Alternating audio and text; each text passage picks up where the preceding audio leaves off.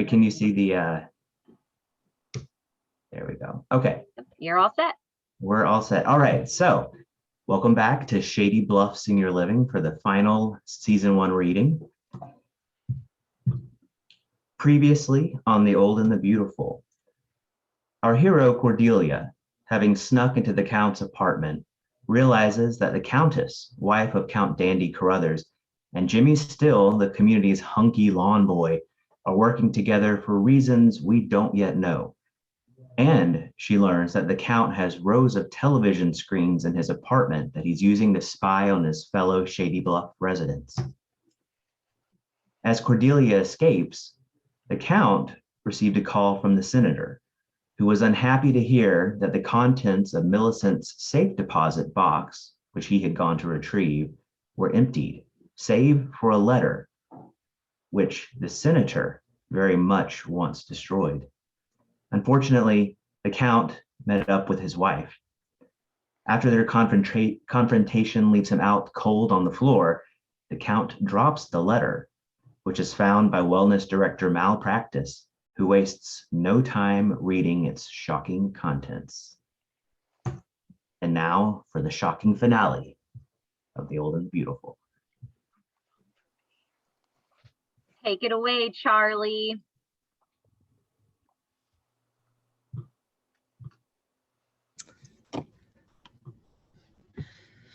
Hello, I'm Charlie Johnson, and I will be reading episode 20. Cordelia, Millicent, Tina, and Joni sat around.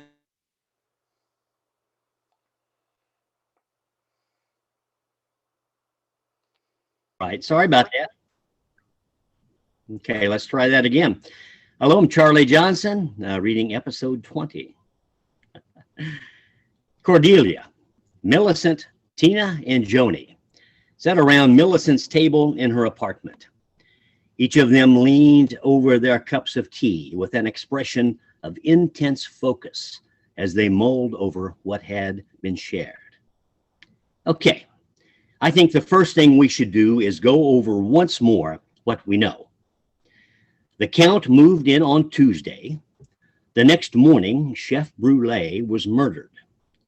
That same day, I found a letter in what was once my tulip bed that someone, now we don't know who, had until midnight Friday, that's tonight, or else. But we don't know what they had to do by tonight. Millicent, the Count asked you out Wednesday, and when you got home, the apartment had been ransacked.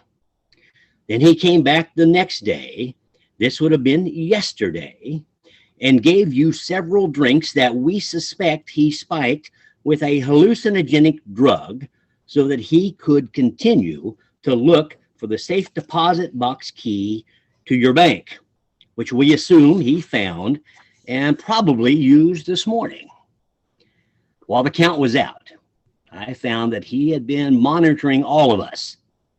Now, we don't know for what purposes or how he got all of those cameras installed, but I think I have a good idea about the last point. As Cordelia was recounting all they shared, there came a knock on the door. It was Mal, the wellness director. Well, I'm sorry to bother you, Millicent, but I had to come by. I found something that belongs to you. And Mal held out a letter that the Count had dropped outside the elevator. Well, you better come in, Mal, said Millicent, stepping back. When Mal saw the other women at the table, she hesitated, her eyes lingering on Cordelia, whom she still believed responsible for sending her threatening letters regarding her husband's death. Mal had overcome lots of trials in her life. Better to confront one's problems head on, she believed. Before we go any further, I have to ask a question of Cordelia. Mal faced Cordelia and took a deep breath. Why are you sending me letters and riddles of my husband's death, Cordelia? Well, everyone gasped and all eyes turned to Cordelia. What are you talking about? Cordelia asked. As Mal explained the letters, Cordelia just shook her head. I haven't been sending you letters, Mal, I swear. But I did find a letter that night that you helped me in the garden. And Cordelia once again explained what happened and the note's contents. Well, if that letter was meant for you, Mal, that means that someone is expecting something from you by midnight tonight. But do you know who? Tina asked. Well, they could be referring to me cashing my life insurance check. That seems to be the letter's main focus, getting me to accept that $1 million payout, Mal said. But I can't do it. I know it might seem crazy, but some parts of me feel like Randy could still be alive. I feel like cashing that check means giving up hope on my husband. Well, Millicent began to pace back and forth. She was clasping her hands together tightly. Her mouth was set in a grim line. Millicent, said Tina, I think you have something to tell them. Millicent turned around, her tears shimmering in her eyes. No, I don't. Cordelia could tell that Millicent was holding something back, but she knew better than to push. Well, I think we should read that letter that Mal found. And Millicent took a deep breath and handed it over to Cordelia. This was something that I never wanted anyone to know while I was alive.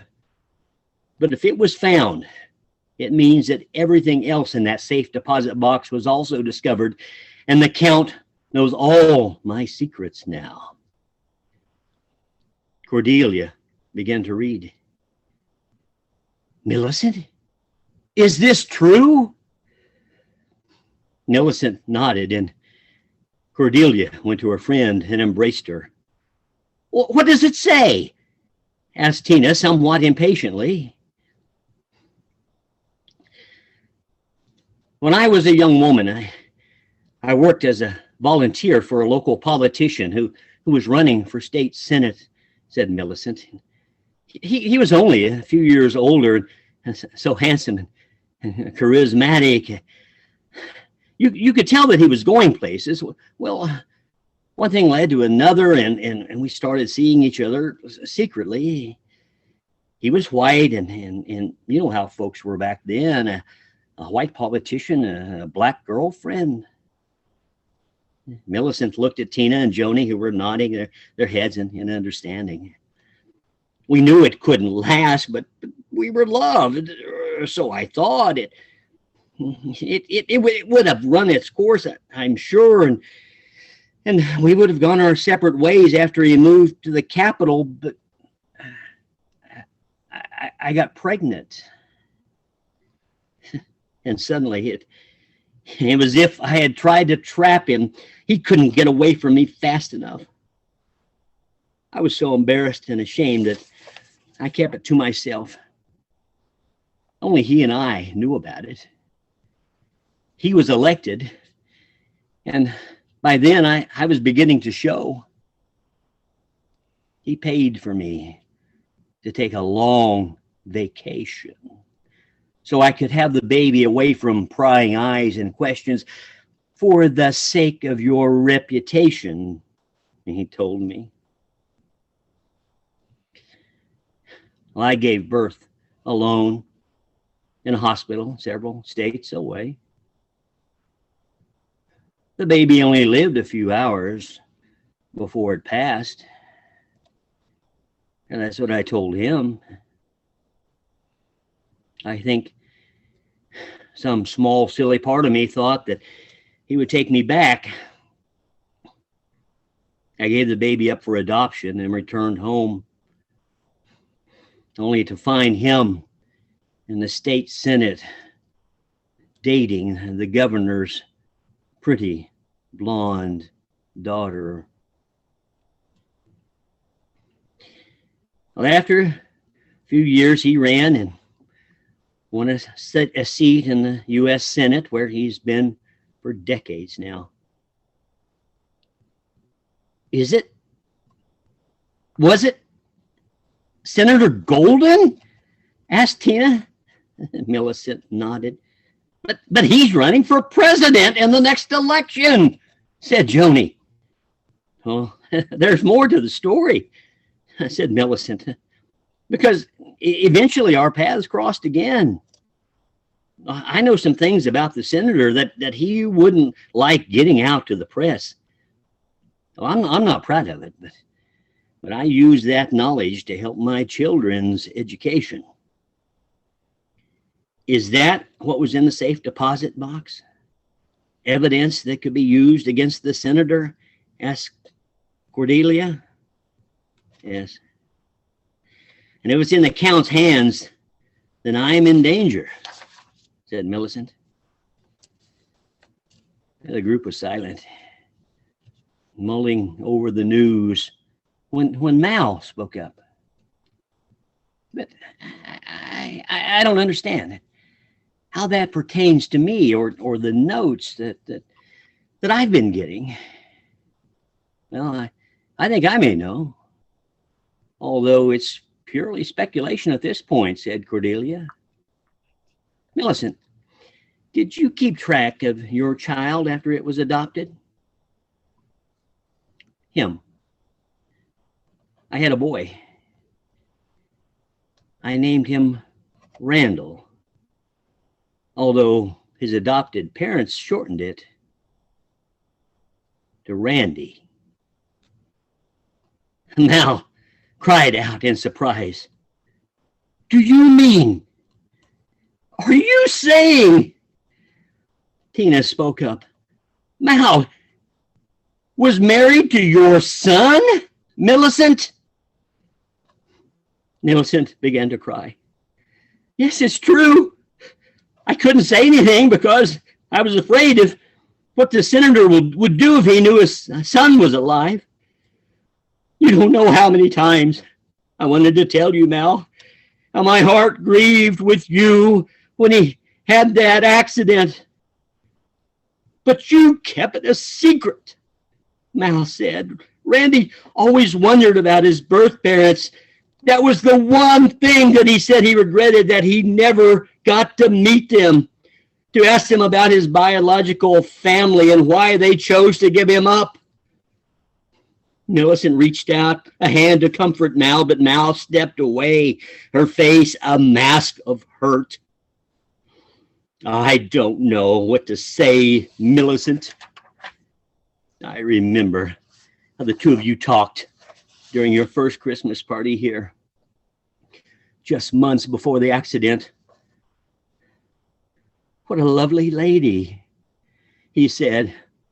She acted so interested in everything I had to say. This whole time, you could have told the truth.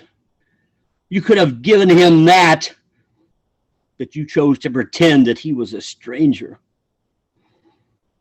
Before Millicent could respond, Mal turned and left the apartment.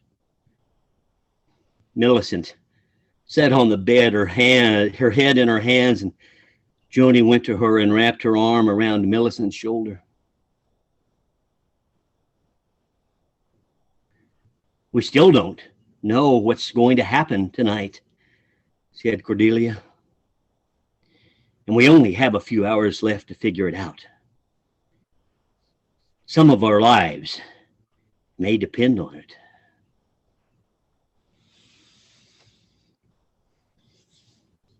Wonderful. Thank you, Charlie.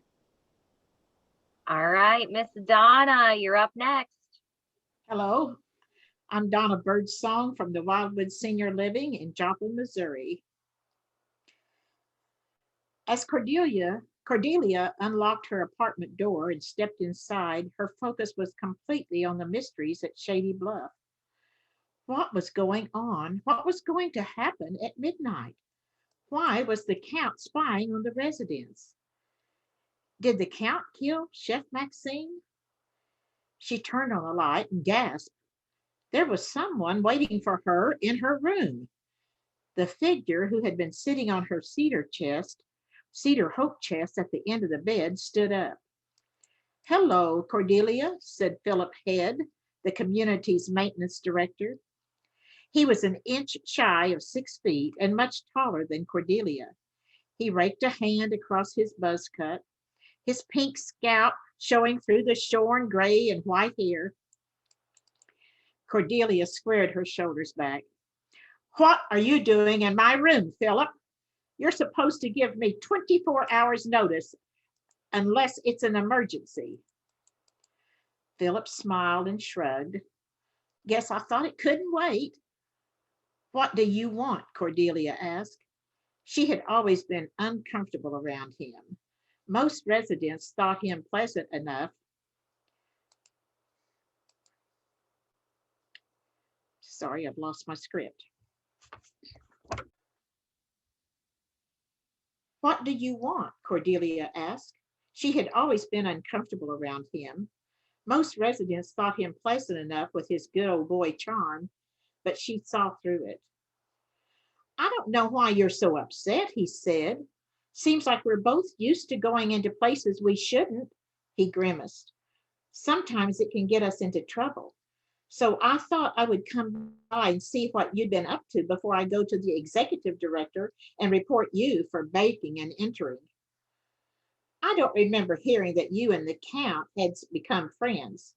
So tell me why you would be in his room when I know that he wasn't in his apartment." Cordelia felt her hands go sweaty. She was certain that no one had even seen her come out. The hallway had been clear, but then she realized and cursed herself for being so stupid. There were cameras everywhere, and she already knew that it must have been Philip who had set them up for the Count inside every resident's apartment. "I don't think you'll be doing that," Cordelia said, trying to sound more comfortable than she felt. "And why is that?" Mr. Head stepped closer. "Because I doubt Miss Inkler knows that you and her newest tenant have been spying on all the residents. She probably wouldn't be very happy to hear that you were betraying our right to privacy, would she?" The maintenance director smiled, but this time all false kindness was gone from it. "That's where you'd be wrong, Cordelia, but something tells me you won't even get a chance to tell her." And before Cordelia could try to get away, he was on her, grabbing her by the shoulders. He spun her around and threw her into her bookcase. She didn't even have a chance to scream. Percival was nervous. He was set to play in the first pickleball match of the tournament today. He could feel his stomach roiling in ways that didn't inspire much confidence in his chances. He'd been captain of the police force's softball team back in the day, as he liked to call it when reminiscing, and despite the 30 or let's face it, 50 pounds he'd gained since his time on the job, he still thought of himself as in shape. But he knew everyone was going to be watching the games, and while Roland Niemeyer was the perfect partner and their chances were good, the idea that Cordelia would be watching made him want to forfeit and hide in his room. He couldn't stand the very thought that he might goof up, or, God forbid, fall in front of her. His pride wouldn't take it. He knew that he and Cordelia were destined to fall in love, but he just couldn't seem to get on the right footing with her. But he also couldn't bail on Roland. That wouldn't look good either. And Percival had never backed down from a fight of any kind. He took deep breaths as he strode down the hall, swinging his arms wide, rotating his wrist, and almost knocked Sarah Lakshmi's head off. "Watch it, Percy," she called as she backed away. Sarah, who lived a few doors down from Percival with her husband, had a way of scowling and laughing at the same time, and Percy smiled at her sheepishly. "Sorry, Sarah," he said. "Don't make me sorry I put money down on you and Roland taking the top spot." Percival was flattered. I'll try my best, he said, suddenly feeling lighter from her confidence in him. And don't tell Rakesh because he's still angry at me for losing at the blackjack table last month. Percival nodded. Rakesh Lakshmi was the exact opposite of his wife. Where Sarah was opinionated, quick to laughter and anger, and was a risk taker by nature, Rakesh was quiet and reserved. Percival liked them very much and would sometimes daydream about him and Cordelia double dating. When he got to the pickleball court, he walked over to his pickleball partner, who was alternating jumping jacks with push-ups. Gee, Roland, save some energy for the court, Percival said. Roland sprang up, slapped his partner on the arm. Gotta get the blood pumping, Percy. Limber up the joints. Join in. I only have 50 jumping jacks to go. No thanks, Percival said. I think I'll just do some stretches. He scanned the gathering crowd for Cordelia, but neither she nor any of her friends were around. He checked his watch. 11:45 a.m. Herman had been on his way to talk to Millicent about her daughter's concerns. But before he made it to her room, his cell phone rang. It was the front desk. Yes, he replied as he brought the phone to his ear. The receptionist, Rebecca, was breathlessly telling him that the police were on the line. Go ahead and transfer them, he said. After a brief pause, the line connected and Herman said, This is Herman Usurpia. Mr. Usurpia, this is Lieutenant Danvers. I'm sorry to interrupt your morning, but I needed to speak with you about one of your co-workers, Regina Inkler. Regina, is she okay? There was a momentary pause, and Herman felt his knees go weak. Something had happened to Regina. I'm afraid to tell you that Miss Inkler has been the victim of an attack. She's currently in the hospital. Is she okay? Did she ask you to call me? Herman imagined Regina whispering his name as she was wheeled into the hospital, finally recognizing in her moment of need that he was the one who truly loved her and would take care of her. I'm afraid not, Lieutenant Danvers said. Miss Inkler is in a coma. We had no way to identify her next of kin.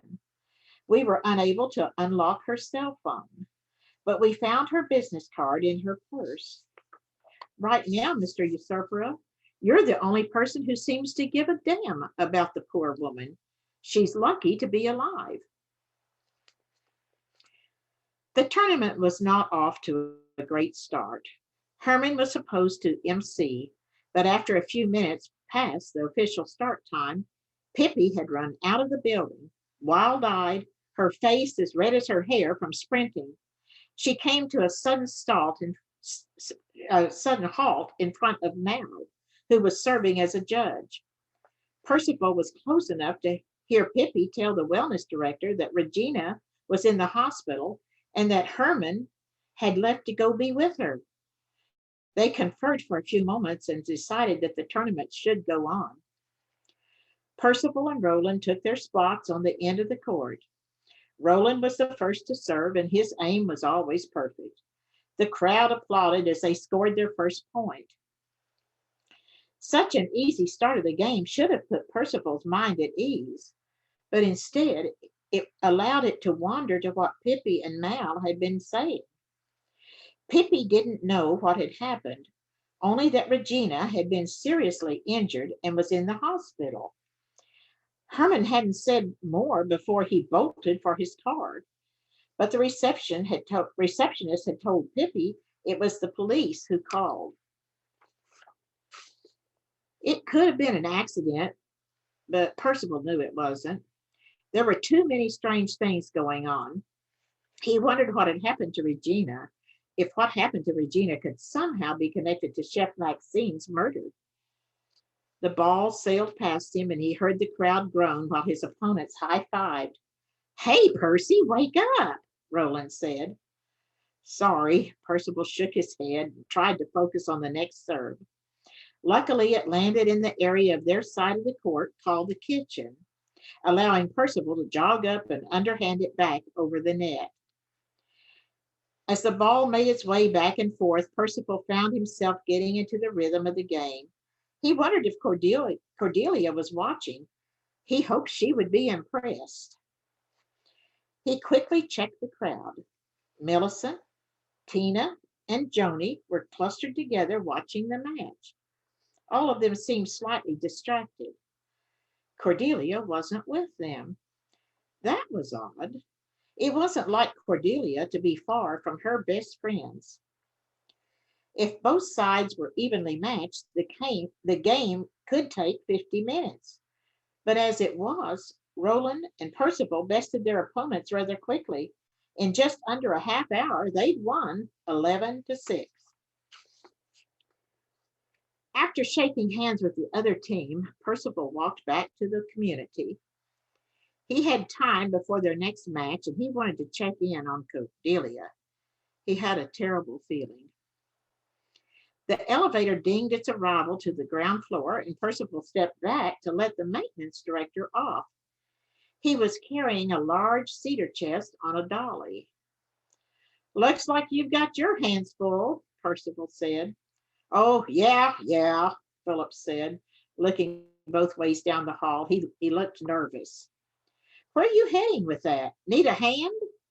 Percival reached to steady the chest, which was cinched closed with nylon straps. No, Philip said, and Percival paused, perplexed. Everything okay? It's just heavy, and I don't want to trouble you with it. Plus, if something happened, Philip gave a rattled laugh, don't want to get sued. I wouldn't do that, Philip, said Percival. Oh, I know, but still, got to follow the rules. All right, well, I was just on my way to visit Cordelia. You see her? She didn't come to the game. Cordelia? No, why would you ask that? What is going on with this guy? Percival wondered. Isn't that her chest? I recognize the doves carved on the top. It was her hope chest from her mother when she was a teenager. Right, Philip said, and he was now looking a very sick shade of green. But she wasn't there when I got it. She'd asked me to put it into storage for her, but we don't have room here, so I offered to put it into the community's storage place in town. Oh, I see. Well, you be careful. You look a little sick. Don't yourself. I won't, Philip said, then laughed that strange forced laugh again. Percival watched the maintenance director make his way to the exit down the hall. Philip glanced back as he maneuvered out the door. He looked annoyed that he was being watched. Percival nodded as a goodbye gesture, then stepped onto the elevator. Thank you, Donna. All right, Joe, you're up next and last. You're our final reader of the day. Take it away. Okay.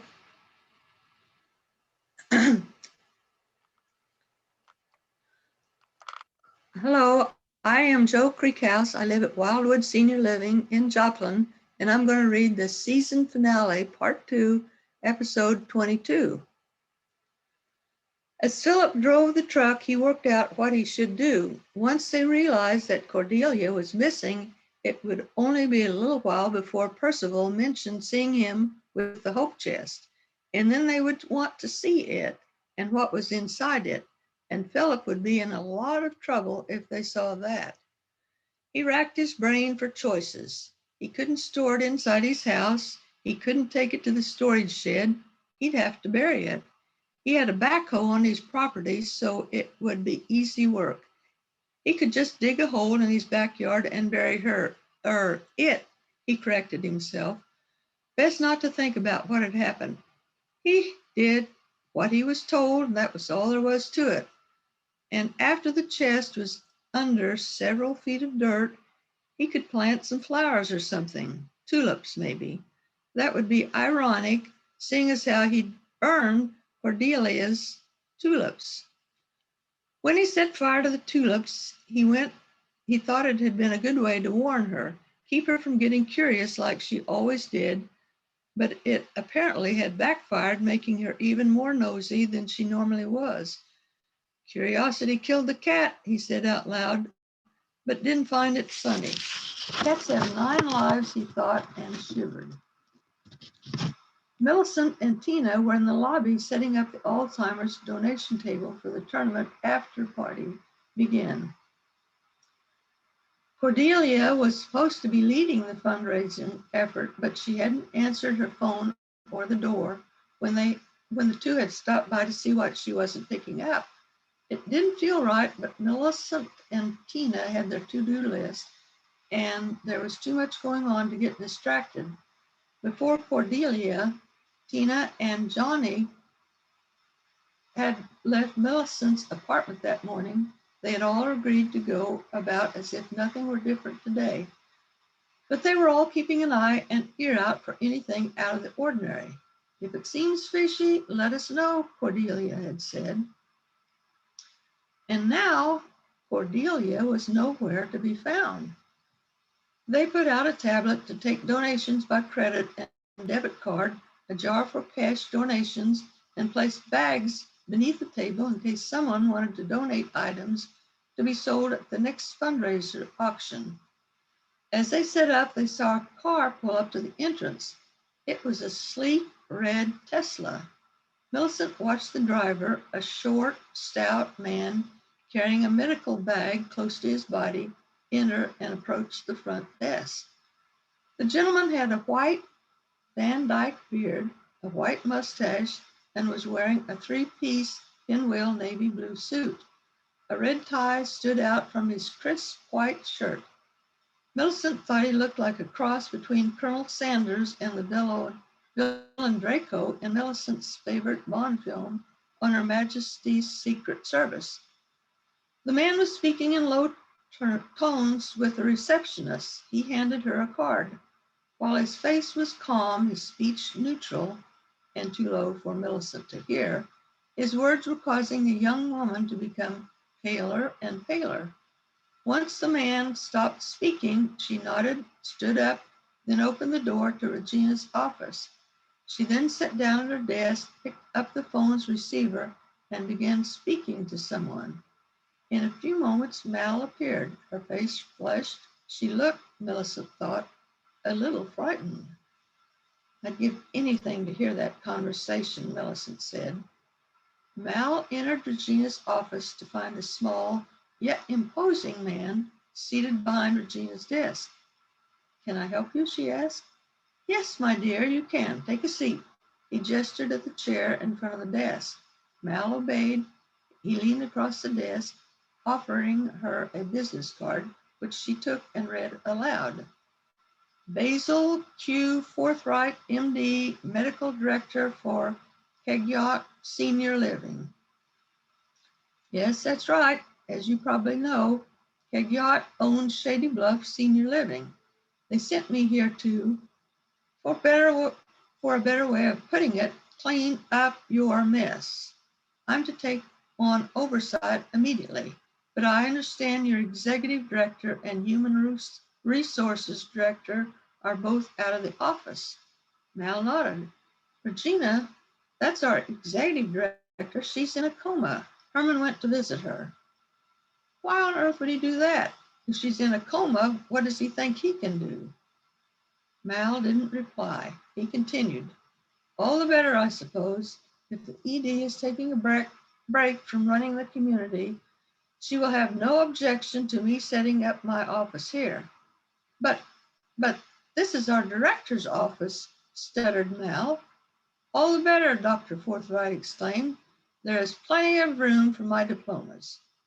Dr. Forthright pressed the button for the receptionist on the phone and leaned toward the speaker. Please have someone get my diplomas out of my Tesla.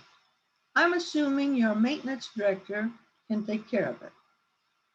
Now, I will begin examining the residence immediately for my files. I can tell There are many in need of my care. But you haven't met any of them, Mal thought. Percival, who had just entered the lobby, heard Dr. Forthright's directive issued from the phone. He walked over to the receptionist and explained that he'd seen the maintenance director leaving earlier and what he was doing. But that doesn't make any sense, the receptionist said. Philip is off today. He shouldn't be here. Before Percival could respond, there was a sudden screech from Regina's office. No, no, no one touches my personal case. It contains personal medical supplies that your ignorance as a nurse couldn't possibly understand how to use. The door opened and Mal walked backward out of the office. Dr. Forthright was following her. And as a matter of fact, Miss Practice, your services are no longer needed here. As an actual doctor, I don't need a nurse telling me how to run my community. Please, I'm sorry, Dr. Forthright. You can't fire me. It was an accident. You don't understand. I understand, all right. I understand that you have allowed your infirmity, here he glanced at Mal's leg, to slow you down. I understand that you've neglected your duty to the residents, that you are as bad or worse than all the other directors in this community. You will collect your things immediately. Millicent, Tina, and Percival watched Mal walk away, her head bowed, her shoulders racked with sobs. Mal found Millicent and Tina waiting for her in the parking lot. Mal, we're so sorry, Tina said, her great big glasses magnifying the tears shimmering in her eyes. Yes, it's not right, said Millicent. What a terrible day, Tina said. It hurts. I'm a good director and I love the residents. But after I learned about your deceit, Millicent, I will never forgive you. Everything else pales in comparison. Maybe it's a good thing that you have been fired. Why do you say that? Tina asked. She looked nervously at Millicent, who was clutching her throat, her face shocked as if she'd just been slapped. Because as director, I made a promise to protect and care for every resident of Shady Bluff. But now I can focus on getting even with you, Millicent Trueworthy. You better watch your back. She opened her car door and threw the box of office supplies in. Millicent jumped at the sound of the box hitting the passenger door and the contents spilling out. You shouldn't say such things, Mel, Tina said. Millicent did what she thought was best. She was only trying to protect her son. Surely you understand that. I understand that Millicent kept the one thing he wanted most in this world away from him, to know his mother. I can't forgive her, and I won't forget, Mal said, turning her furious gaze on Millicent again. I said Millicent. Mal slammed the car's door and the two women watched her speeding out of the parking lot. When they were back inside, Joni was waiting for them, but before they could even share what Mal had told them, she held out a piece of paper. I found another note.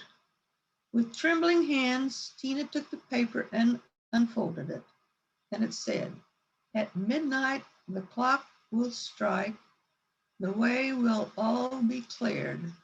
I took from you your husband, and now I'll take the thing most dear. Millicent frowned. So is this person taking credit for killing my son? But what could be dearer to Mal than him? Tina thought for a second. To anyone who really knows Mal, the answer is nothing. She loved her husband more than anything, and it's obvious that whoever is leaving these little notes around is not only a cruel and cynical person, but also a bad writer who isn't half as clever as he thinks he is. The meaning can only be one thing, Mal's own life. The women looked from one to the other. Someone's going to try to kill Mal at midnight tonight, Joni said. But we've already assumed that, How does that help us? I have an idea, but we need to look at all the letters that Mal received. That's going to be hard considering that Mal just left the community for the last time, replied Joni. We have to help Mal, I agree, said Millicent. But first we need to figure out what happened to Cordelia. I have the sense that something terrible has happened. Cordelia woke up in darkness. She felt herself and whatever she was in jostle and then slide forward. There was a scraping noise. Someone's pushing me, she thought. And the attack by the maintenance director came back to her. What is he doing? She felt around trying to determine what he put her in.